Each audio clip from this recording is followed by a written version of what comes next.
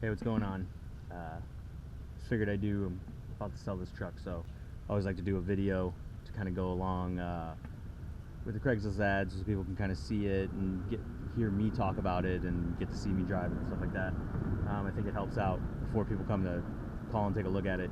They kind of get an idea of, you know, what kind of condition the truck is in. So here's my little video on it. I'm just going to do a little quick walkthrough of the truck and kind of explain just kind of explain the truck and everything about it since I've owned it. I've owned it since, I think, 2014. I want to say maybe it was December of 2013 I bought it, so end of 2013. So I've owned it for probably, we'll say, 2.5 years, okay. I bought it from Rancho Santa Margarita Honda. They took it in as a trade-in because I guess what happened was it was from the original owner. I have the Carfax, and so you can see there's been me and another owner. But I guess that guy, he needed a bigger. This was his like truck for being a truck, so it was mostly garage kept.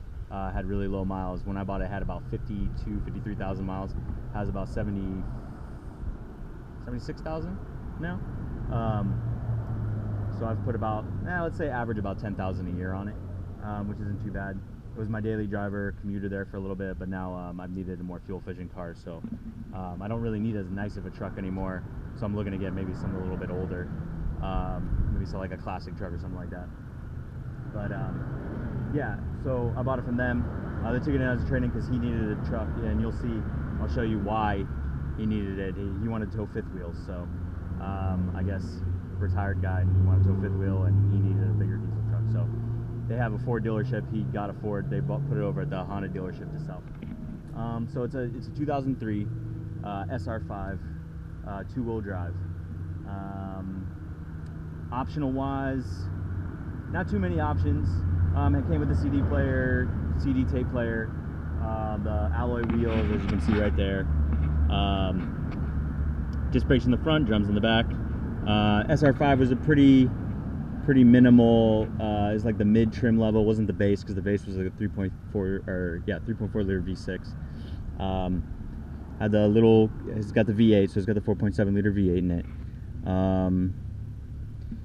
What's kind of nice about these trucks is they have coilover suspensions pretty much, which are really nice if you want to upgrade. I had another 03, a black one, that had King coilovers on it, and I put cambered upper control arms on it. So you can option these things out pretty good. This still has the Michelin X radials. Those are pretty much the OEM tire. But yeah, that's pretty much it right there. It's a pretty simple truck. It's a good truck for it's a good size because it's kind of like car size pretty much. So it's on the smaller of the half-ton truck sizes. But with that being said, whenever you do tow anything, I've towed some small trailers with it, and you're always towing something because it doesn't have the heft. There's like the same. I've had a 2000 Chevy Silverado, and a 2003 F-150, and you can just tell like those trucks are just so much beefier. But when it comes down to, if you're not going to be towing a lot of stuff, then you don't really need the heft. Why carry it around? That's the way I look at it. Power windows, power locks, power mirrors, power steering, basic stuff like that. It's the access cab, so you get the, this folds up both of these sides. So this one is like it's like a 60-40 split. So this is your 40. It's got storage compartments under here, as you can see right there. That's where the jack is. There's a bigger one on the other side under that seat. You can put 2-ish adults back there. 3 if you really have to, but what is kind of nice is the center console part folds up, so you can put people up front too. And then this opens, and it's got some nice storage, cup holders. There was also like another option you could get with these that had like a center console type of thing. I kind of like this one better, even though for the one that has a center console there's some better storage. But, yeah, that's pretty much it. These are solid trucks. They're pretty well made, and you can see right here we've got the just stock OEM CD player. That's rare. You don't find that too much anymore. Got some cup holders here that pop out, and you can see like the rubber on them is still really nice. The guy barely used them. Ashtray, cigarette lighter. He had the trailer brake installed. I've never used that. There's up here you got for the garage door opener, and then the switch for the lights. But yeah, I mean, as you can see, this thing is it's pretty clean. It's hard to find them this clean.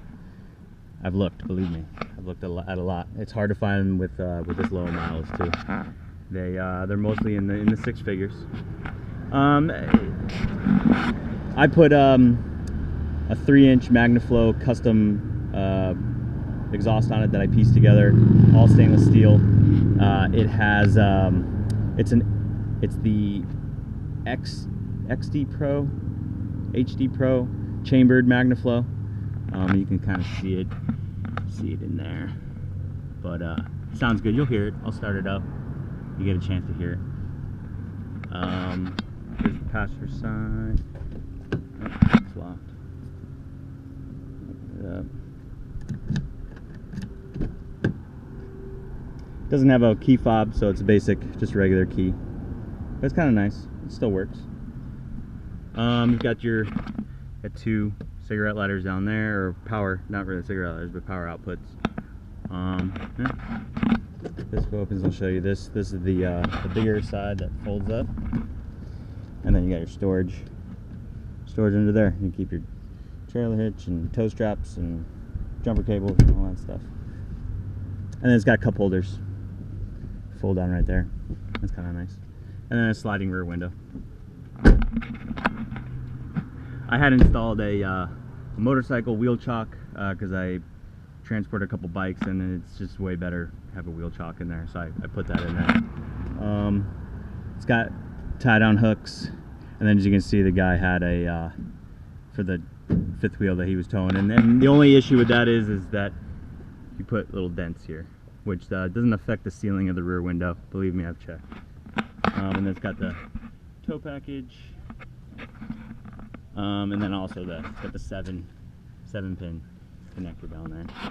And I've left the mud flaps on it. I figured, you know, that was the way. Show you under the hood. These don't have like a lot of horsepower. This one's got the 4.7 liter V8. Not a lot of horsepower, good low end torque, but good enough to move the truck around. And you can see, you know, it's all stock. K&N air filter in there. That's about the only thing engine wise that's not stock. But that's better than that paper filter. But you know, basic stuff. It's a good engine. 3-speed with an overdrive trans, which I kind of like. If you go to like an 05, I think it was either 04 or 05, they went to a plastic intake manifold, which just looks, I don't like the way it looks. I like that aluminum one, but I bet you save on some weight, but that's about it. Maybe the cooling's a bit different, but they also went to like a 5-speed, but to me that one doesn't feel calibrated. It seems like it's shifting too much. I like this one because it doesn't shift as much. You probably get better gas mileage with the other one, but I'd rather have it like this. Good coolers. They had like a power steering cooler, and then you know, it's just a good truck. Also, the other thing I did was stock brakes are kind of weird, discs and pad wise, so I don't know if you can see them, but you can see the slots. I went to EBC rotor and EBC green pads, and it's kind of nice. There's another video I'll link to it where I talk about that. But yeah, let's take it for a spin. Let's start it up. I'll show you the for drive here. You see, fires right up. Oh, 74,000. I thought 76. 74,685. Put the windows down. So you can hear that exhaust.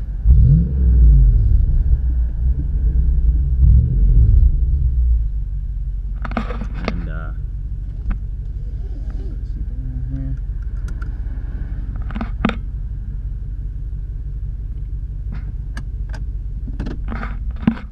Kind of hold it down here, so get in trouble.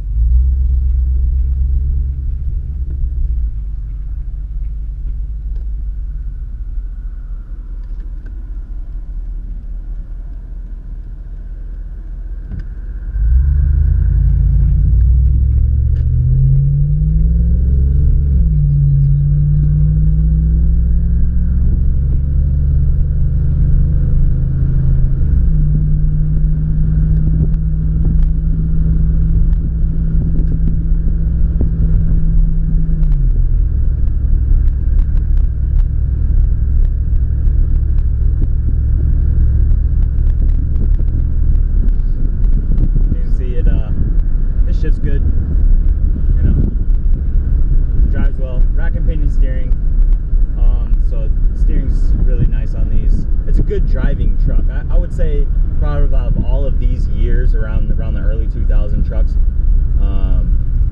this is probably about the better driving one. The other ones, the Silverado is not too bad. The F-150 was my least favorite out of those years, but yeah, I like the way this one drives.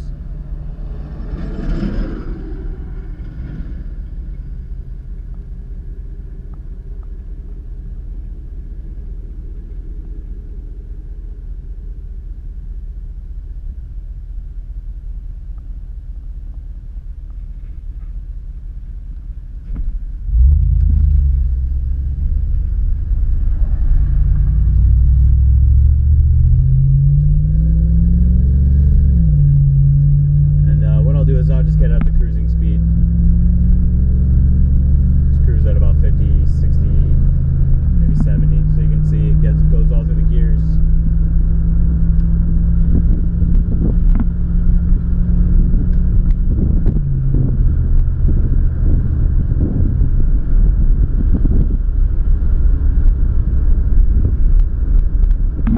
That's about 60 right there. Go up a little bit.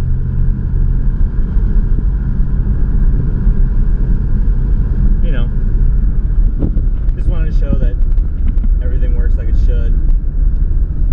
It shifts well.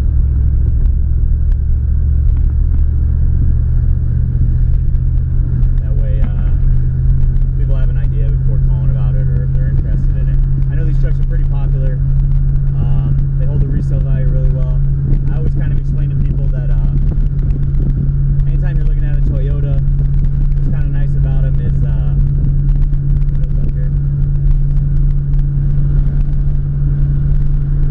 about them is they're good investments. You usually can get you know what you put into it back when you go to sell it, which is always kind of nice.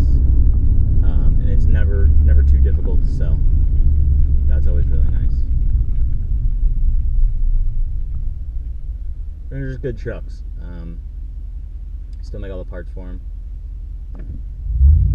This one actually also had the recall for the passenger airbag, and that's been done by Toyota of El Cajon.